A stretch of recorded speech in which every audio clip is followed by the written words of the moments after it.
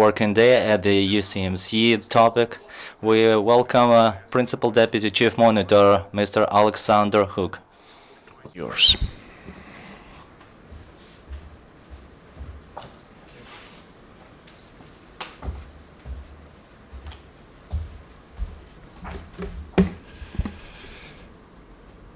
Good morning, dear friends. Let me start on a positive note today.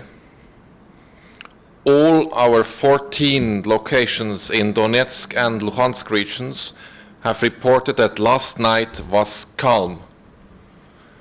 The last ceasefire violations they have recorded there was at 16:50, 10 to 5, yesterday afternoon in the Yasinovata-Avdiivka area. From Stanica Luhanska all the way down to Shirokine, no explosions or even a shot has been recorded since then. This is quite remarkable and encouraging. It is too early to say if it will hold.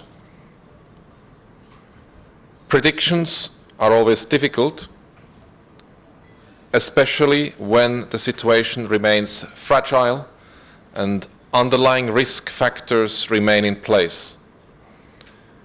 With the sites in close proximity and weapons still in the security zone, tension or misunderstanding can result in escalation.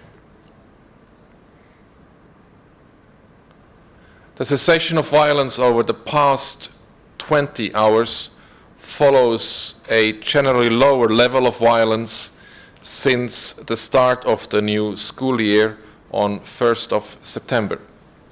First slide, please.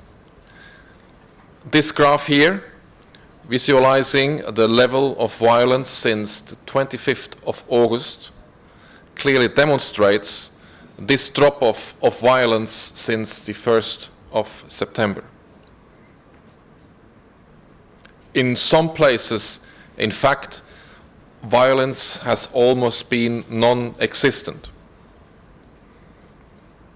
In Luhansk region, the situation has been particularly positive. Some days we recorded no ceasefire violations across that entire region. You will, however, notice a number of spikes in that table here. In Donetsk region, most of the violence has been concentrated in the Yasinovata-Avdiivka Donetsk airport triangle. There the violence represented some 3/4 of the region's total number of ceasefire violations last week. The worst day last week came on Saturday, 10th September, when the SMM recorded at least 386 mortar explosions in the triangle. The biggest spike in violence came on Tuesday night. In Donetsk region, we recorded approximately 670 explosions. From so-called DPR-controlled Holivka, our monitors recorded 128 explosions. From government-controlled Bakhmut, formerly Artyemivsk, 58 explosions. From government-controlled Svetlodarsk, approximately 140 explosions. From Donetsk city center, approximately 200 explosions. And from Shirokine, our camera recorded 20 explosions. Dear friends, this picture here should give us hope and should serve us as a powerful reminder why it is so important that we do not have a repetition of such days.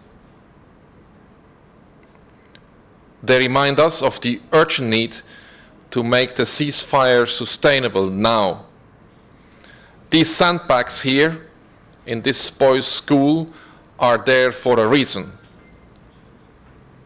A sustainable ceasefire would ultimately make such protection unnecessary. Dear friends, I am at moments like this very conscious of the people who are once called Shirokine home. Next picture, please.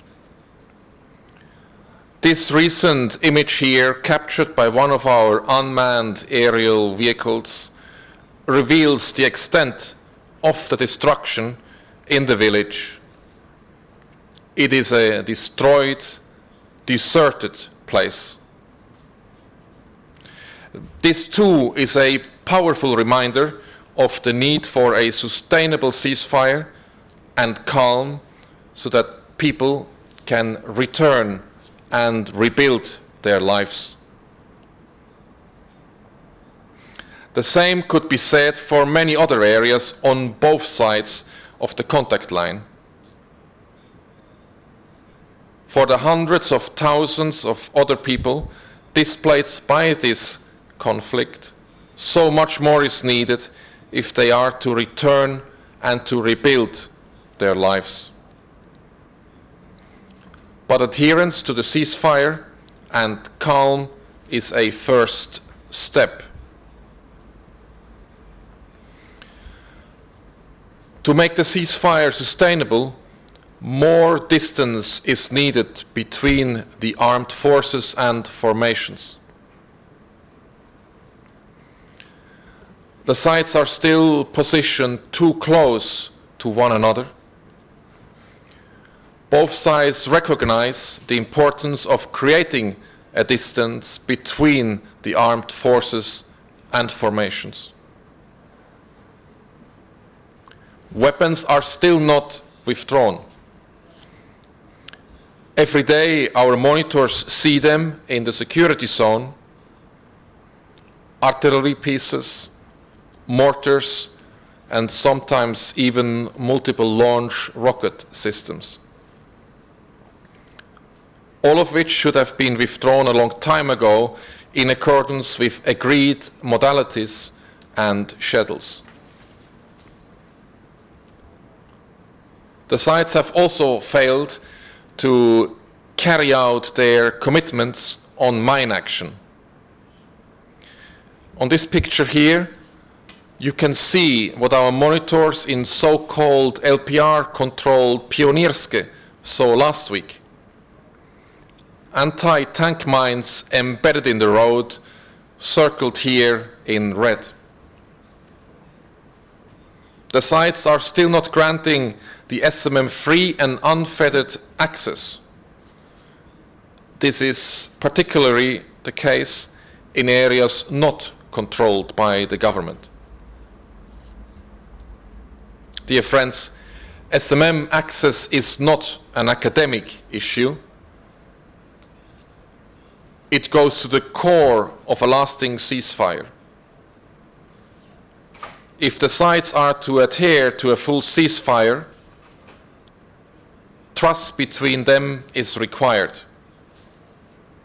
Only the SMM, through verification of both sides' actions, can facilitate this trust.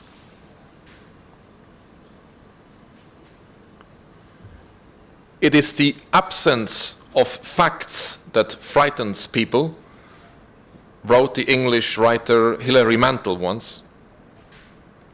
The gap you open into which they pour their fears. The SMM is here to ensure that the gap does not open.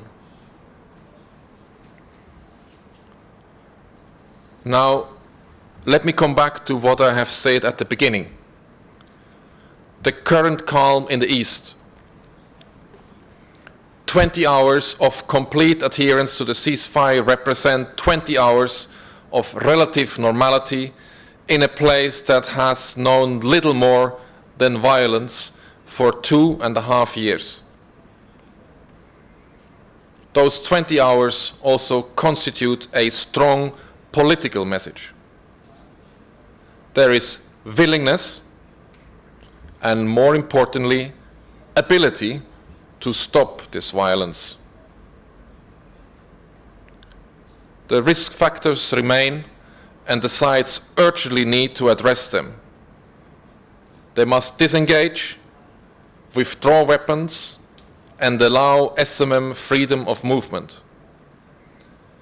And they must do it now. They must do so to ensure that 20 hours become 20 days, and in turn 20 years and more. Dear friends, I said in one of my last statements here that I have hope. And once again I can say that I am hopeful. I call on the sides to seize this momentum and take action to make the ceasefire sustainable and prepare other steps needed for normalization. The people of Donbas, Ukrainians on both sides of the contact line, expect nothing less of them. As usual, at the end of my statement, dear friends, I would like to inform you about the latest mission numbers. As of today, the mission has 715 monitors, of whom 590 are deployed in the east. In addition, there are 313 Ukrainian colleagues and 92 other international staff working for the OSCE Special Monitoring Mission. Thank you. Thank you, Mr. Hook. Do we have any questions? We don't have any questions, so at this point the press conference is finished. Thank you for coming and looking forward to seeing you here next week. Шановні колеги, наступна подія о 1:30.